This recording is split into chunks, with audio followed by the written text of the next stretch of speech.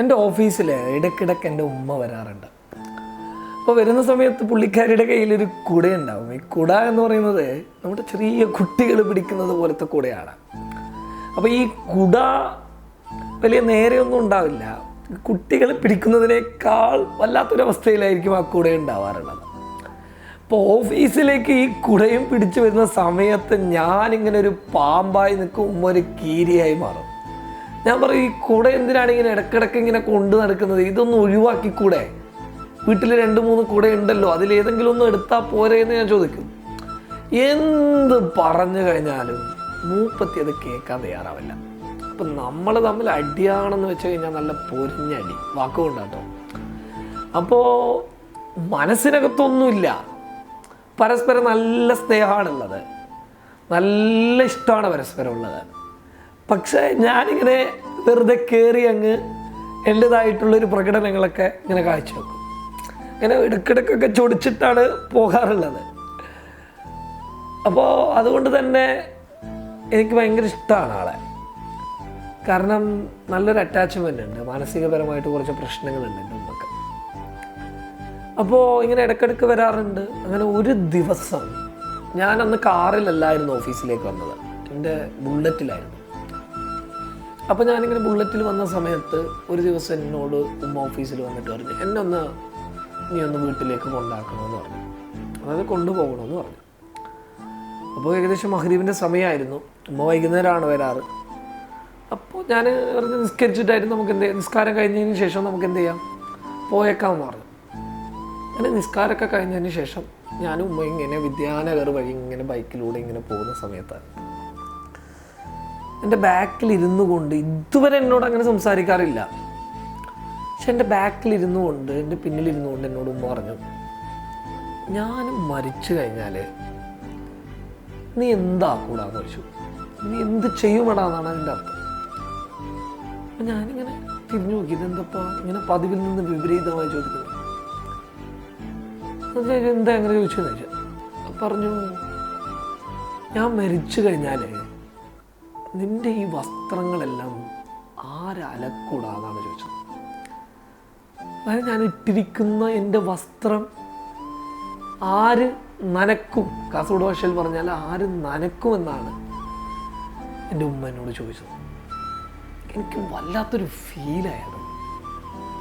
എൻ്റെ പിന്നിൽ നിന്ന് ഇങ്ങനെ ഒരു ആയുധം കൊണ്ട് എൻ്റെ പിന്നിൽ നിന്ന് എൻ്റെ ഉമ്മ കുത്തിയിട്ട് എൻ്റെ ഹൃദയം തുളച്ചു കയറിയിട്ട് ആ ആയുധം പുറത്തു വന്നതുപോലെയുള്ള വല്ലാത്തൊരു ഫീല്, വേദനയും സ്നേഹവും ഉമ്മയോടുള്ള ഇഷ്ടത്തിൻ്റെ മതിൽക്കെട്ടുകൾക്കപ്പുറം കടന്നു പോയിട്ടുള്ളൊരു സാഹചര്യവും ഒക്കെ ആയപ്പോൾ ആ വാക്കെന്നെ വല്ലാത്ത രീതിയിൽ സ്വാധീനിച്ചു. ഞാൻ അന്ന് ചിന്തിച്ചൊരു കാര്യമുണ്ട്. കാരണം രാവിലെ ഓഫീസിൽ വരുന്ന സമയത്ത് അടുക്കളയിലാണ്, രാത്രി ചില സമയങ്ങളിൽ ഓഫീസിൽ വരാത്ത സമയങ്ങളിൽ വീട്ടിലേക്ക് പോകുന്ന നേരങ്ങളിൽ, അതായത് ഉമ്മ ഓഫീസിൽ വരാത്ത സമയങ്ങളിൽ വീട്ടിലേക്ക് പോകുന്ന സമയങ്ങളിൽ, ആ സമയവും ഉമ്മ അടുക്കളയിൽ തന്നെയാണ്. ഈ അടുക്കള എന്ന് പറയുന്ന ലോകം നമുക്ക് വേണ്ടിയിട്ടുണ്ടാക്കിയെടുത്തൊരു ലോകമാണ്. അല്ലെങ്കിൽ ഉമ്മാക്ക് ഭക്ഷണം കഴിക്കണമെന്നുണ്ടെങ്കിൽ അത്ര സമയമൊന്നും അടുക്കളയിൽ വേണ്ട, മറിച്ച് നമ്മുടെ കാര്യങ്ങൾ നോക്കാൻ വേണ്ടിയിട്ട് അടുക്കളയിൽ തന്നെയാണ് ജീവിതം. നമ്മൾ ഇട്ടിരിക്കുന്ന വസ്ത്രത്തിൽ പോലും ചിന്തകൾ കൊടുക്കുന്നുണ്ടെങ്കിൽ ഒരമ്മ ഒരു മകനെ അല്ലെങ്കിൽ മകളെ എത്രത്തോളം സ്നേഹിക്കുന്നുണ്ട്. കടലിൻ്റെ ആഴം ചിലപ്പോൾ നമുക്ക് കാലങ്ങളോളം പരിശോധിച്ച് കഴിഞ്ഞാൽ മനസ്സിലാക്കാൻ വേണ്ടി സാധിക്കുമായിരിക്കും. പക്ഷേ ഒരു ഉമ്മയുടെ സ്നേഹത്തിനെ അളക്കാൻ, ആ ഇഷ്ടത്തെ അളക്കാൻ ലോകത്ത് ഒരു മെഷീനെ കൊണ്ടും സാധിക്കില്ല, ഒരു മെഷീനെ കൊണ്ടും സാധിക്കില്ല. കാരണം ആ സ്നേഹം കളങ്കമില്ലാത്ത സ്നേഹമാണ്, അത് ഹൃദയങ്ങൾ തമ്മിലുള്ള ബന്ധമാണ്.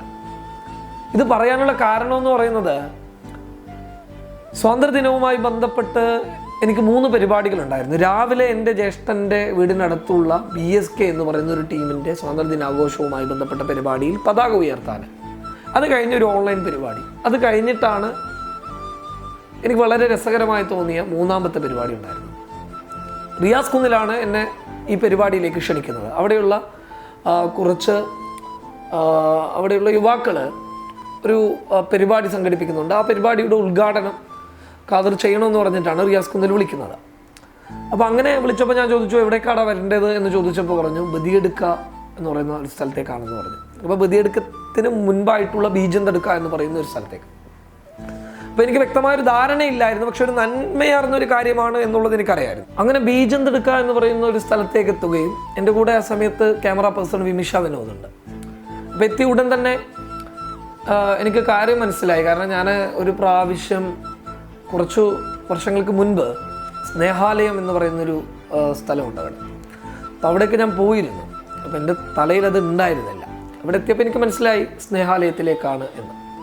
അതായത് മൊഗ്രാൽ കുന്നിലെ കുറച്ച് യുവാക്കൾ, അതായത് ഫ്രീക്കന്മാരായിട്ടുള്ള, നല്ല മുടി വളർത്തിയിട്ടുള്ള, നല്ല താടി വളർത്തിയിട്ടുള്ള, കാണാൻ നല്ല മൊഞ്ചുള്ള, നമ്മുടെയൊക്കെ പ്രായത്തിലുള്ള, കേരളക്കരയുടെ ഭാഷയിൽ പറഞ്ഞു കഴിഞ്ഞാൽ പിള്ളേർ.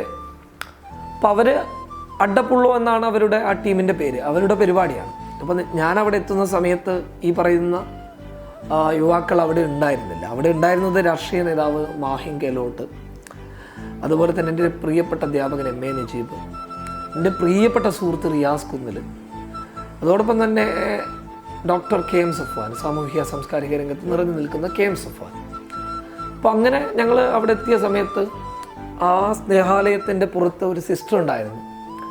അവിടെയുള്ള ഒരു എന്താ പറയുന്നത്, നമ്മുടെ ഭാഷയിൽ പറഞ്ഞാൽ സിറ്റ് ഔട്ട് എന്നൊക്കെ പറയില്ലേ, അവിടെ ഒരുപാട് അമ്മമാരിങ്ങനെ ഇരുന്നിട്ടുണ്ട്. അവരിങ്ങനെ ഞങ്ങളെ നോക്കി നിൽക്കുകയാണ്.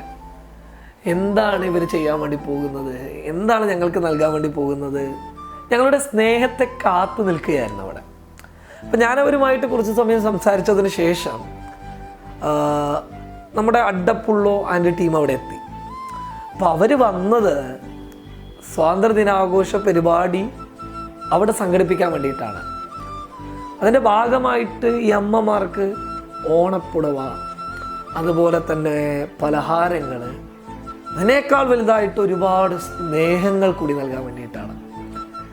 ആരാരുമില്ലാത്ത അമ്മമാർ, ഞാൻ പറഞ്ഞില്ലേ, നമ്മൾ ഇട്ടിരിക്കുന്ന വസ്ത്രത്തിനെ പോലും ചിന്തിക്കുന്ന നമ്മുടെ മാതാപിതാക്കൾ, നമ്മുടെ അമ്മ, അങ്ങനെയുള്ള അമ്മമാരെ വലിച്ചെറിഞ്ഞ് അവരെ അനാഥരാക്കിയിട്ട് ഇതുപോലെയുള്ള സ്നേഹാലയങ്ങളിൽ കൊണ്ടുപോയി തള്ളുന്ന നരഭോജികളായിട്ടുള്ള മക്കൾ തിരിച്ചറിയണം.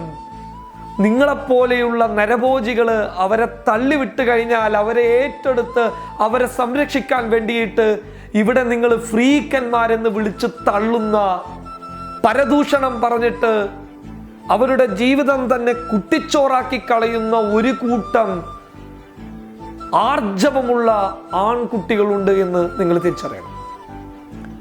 ആ യുവാക്കൾ അവിടെ വന്നിട്ട് എൻ്റെ കയ്യിൽ ഈ സ്നേഹപ്പുടവ, അത് ഓണപ്പുടവ എന്ന് പറയുന്നതിനേക്കാൾ നല്ലത് സ്നേഹപ്പുടവ എൻ്റെ കയ്യിൽ നൽകിയിട്ട് അതിൻ്റെ ഉദ്ഘാടനം നിർവഹിക്കാൻ വേണ്ടി പറഞ്ഞ സമയത്ത് ഞാൻ എൻ്റെ മനസ്സിനകത്ത് ആ അഡ്ഡപ്പുള്ളോ എന്ന് പറയുന്ന ആ ഒരു ടീമിനെ ഞാൻ ഒരുപാട് മനസ്സിനകത്ത് വലിയ എന്താ പറയുന്ന ഒരു ബഹുമാനത്തോടു കൂടി കാണുകയുണ്ടായി. അതിനകത്തുള്ള ഒരു യുവാവ്, അദ്ദേഹത്തിൻ്റെ പേര് ശരത്താണ് എന്ന് തോന്നുന്നു. ആ ശരത്ത് വന്നിട്ട് 2 വാക്കുകൾ ശരത്തിനോട് സംസാരിക്കാൻ പറയണമെന്ന് പറയുന്ന സമയത്ത് സംസാരിക്കുന്ന സമയത്ത് ശരത്ത് പറയുകയാണ്, ഇതൊക്കെ എൻ്റെ അമ്മമാരാണ്. പിന്നീട് അവന് വാക്കുകളില്ല. അവരുടെ ഹൃദയത്തിനകത്ത് ആരാരുമില്ലാതെ പോയ ഒറ്റപ്പെട്ട് കിടക്കുന്ന അമ്മമാരെ സ്നേഹിക്കണമെന്നുള്ള ഒറ്റ ലക്ഷ്യം മാത്രമേ ഉള്ളൂ. അല്ലാതെ ചില ആളുകളെ പോലെ വെറും ഒരു ഫോട്ടോയ്ക്ക് വേണ്ടിയിട്ട്, ഒരു വീഡിയോയ്ക്ക് വേണ്ടിയിട്ട് ചില സമ്മാനങ്ങൾ നൽകുന്ന ആളുകളായിട്ടല്ല ഞാൻ അവരെ കണ്ടത്. അവരുടെ ഹൃദയത്തിനകത്ത് സ്നേഹമുണ്ടായിരുന്നു.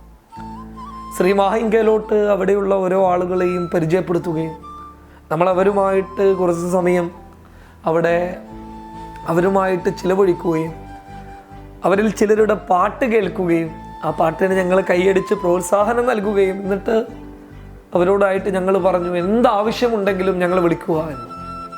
അമ്മ എന്ന് പറയുന്ന 2 അക്ഷരത്തിൻ്റെ വിലയറിയാത്ത നരഭോജികളെ, നിങ്ങൾ അവരെ കൈവിട്ട് കഴിഞ്ഞാൽ അവരെ സംരക്ഷിക്കാൻ ഇവിടെ ആളുകളുണ്ട്. അമ്മയുടെ സ്നേഹത്തിൻ്റെ മൂല്യമറിയാതെ പണത്തിന് പിന്നാലെ ഓടിയിട്ട് നാളെ നിങ്ങൾക്കും ഇതുപോലെയൊരു അവസ്ഥ വരുമെന്ന് നിങ്ങൾ ചിന്തിക്കുന്നില്ല. അവിടെയാണ് നിങ്ങളുടെ പരാജയമുള്ളത്. ഈ വാക്കുകൾ കേട്ടിട്ടെങ്കിലും അമ്മ എന്ന് പറയുന്ന 2 അക്ഷരത്തിൻ്റെ ആ മൂല്യമൊന്ന് തിരിച്ചറിഞ്ഞിട്ടെങ്കിലും കൊണ്ടുപോയി തള്ളിയ ആ അമ്മമാരെ തിരിച്ചു വിളിക്കാനുള്ള ആർജവം കാണിക്കാൻ തയ്യാറാവുക. പണം പണം പണം സമ്പത്ത് ഇത് മാത്രമായി ജീവിതത്തിന് മുന്നോട്ട് കൊണ്ടുപോകാൻ നിങ്ങൾ തീരുമാനിച്ചിട്ടുണ്ടെങ്കിൽ ഇതുകൊണ്ടൊന്നും നിങ്ങൾ രക്ഷപ്പെടുകയില്ല. സ്നേഹമാണ്, കളങ്കമില്ലാത്ത സ്നേഹത്തിനെയാണ് നിങ്ങൾ ചവറ്റുകൊട്ടയിലേക്ക് വലിച്ചെറിഞ്ഞിട്ടുള്ളത്. അവരുടെ പ്രാർത്ഥനയുണ്ടല്ലോ, അവരുടെ വേദനയുണ്ടല്ലോ. അതായത് കുട്ടിക്കാലത്തെ ആ ഒരു കളിതമാശകൾക്കപ്പുറത്ത് കല്യാണം കഴിഞ്ഞതിന് ശേഷം ജീവിതത്തിൽ സുഖം എന്ന് പറയുന്നത് നിങ്ങളുടെ സന്തോഷമാണ്. അവരുടെ സുഖം, നിങ്ങൾ ചിരിക്കുന്ന സമയത്താണ് അവർ ചിരിക്കാറുള്ളത്. നിങ്ങൾ പൊട്ടിക്കരഞ്ഞ സമയത്ത് പൊട്ടിക്കരയുകയാണ് അവര്. നിങ്ങളുടേതായിട്ടുള്ള ലോകത്ത് എന്ത് സംഭവിക്കുന്നുവോ അത് മാത്രമാണ് അവരുടെ ലോകം. അതിനപ്പുറത്തൊരു ലോകം അവർക്കില്ല. അങ്ങനെയുള്ള അമ്മമാരെ നിങ്ങൾ കൈയൊഴിയരുത്. മാനസികപരമായിട്ട് അസ്വസ്ഥതകളുള്ള എൻ്റെ ഉമ്മയെപ്പോലെ ഒരുപാട് ഉമ്മമാര് നിങ്ങളുടെയൊക്കെ കൂട്ടത്തിലുണ്ടാകും. അവരെയൊക്കെ ചേർത്ത് പിടിക്കണം. പരസ്പരം പ്രശ്നങ്ങളൊക്കെ സ്വാഭാവികമാണ്. പരസ്പരം ചിലപ്പോൾ വലിയ തർക്കങ്ങളൊക്കെ ഉണ്ടായേക്കാം. പക്ഷെ അതൊക്കെ മണിക്കൂറുകളുടെ ആയുസ് മാത്രമേ അതിനൊക്കെ നൽകാൻ വേണ്ടി പാടുള്ളൂ. ഇനിയെങ്കിലും ഈ വാക്കുകൾ കേട്ടിട്ടെങ്കിലും അമ്മമാരെ ഹൃദയത്തോട് ചേർത്ത് വെക്കുക. അഡപ്പുള്ളയെ പോലെയുള്ള പുള്ളന്മാർ, പിള്ളേര്, യുവാക്കള് സമൂഹത്തിൽ വളർന്ന് പന്തലിക്കട്ടെ.